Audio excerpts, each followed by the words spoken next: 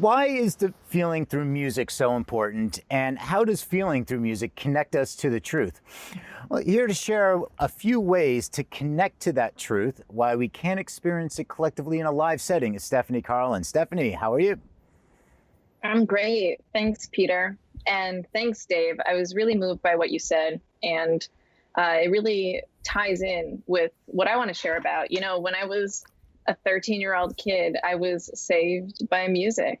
And I'm sure if you're listening today, you probably had the same kind of experience. I mean, there was nothing that made me feel freer than playing my acoustic guitar on my twin bed, trying to emulate Elliott Smith on my Fostex 4-track. You remember those?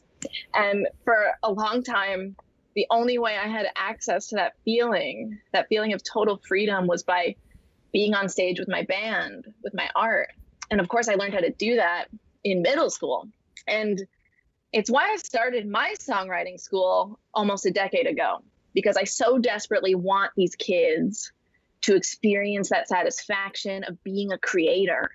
And at the end of every class, we'd turn off all the lights, everyone gets a mic, the teachers get on all the instruments, and we just jam in the dark. And it was always something heavy and deep and epic, because if they were going to leave with anything, it was going to be that they're connected to the universe through the law of sound. And of course they would. They'd walk out, their eyes would be glazed over, their heart would be open, and they'd be like, wow, that was cool. And over the last few years, as I ran the school, I really became interested in harnessing this energy. I became an energy expert using quantum healing to disappear physical ailments and all this stuff. But like, I now see that playing music is not the only way to touch that part of my soul, to touch truth. It's just a really pure way. And like you were saying, Dave, we know enough about the aura, the energetic field of a human being, to know that the connection we feel through the law of sound is scientific.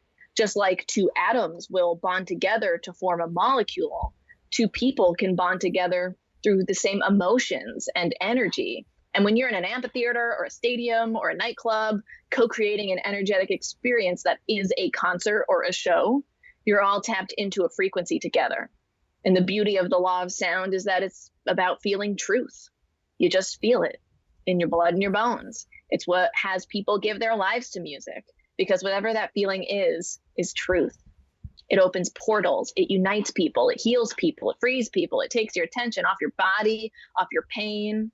And that's what truth feels like. And we just happen to get there through music. So to not be able to access this is like a real crisis for some of us in this industry, because it's our church. And the thought of our children being denied this is an even deeper crisis. So it's not a matter of state funding. It's a matter of our children feeling truth and our children knowing who they are in this world.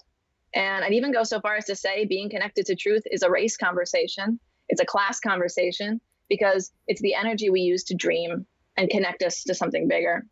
So what I ask of you is to not get sucked up into any group consciousness conversation that says, no, that's just the way it is. School funding just isn't going to be there. Venues just got to close. It's the way it is. What I ask is for you to adamantly reject that and actively speak out about it. Be a voice of change for it, because where we focus our attention will be the clearing for our results.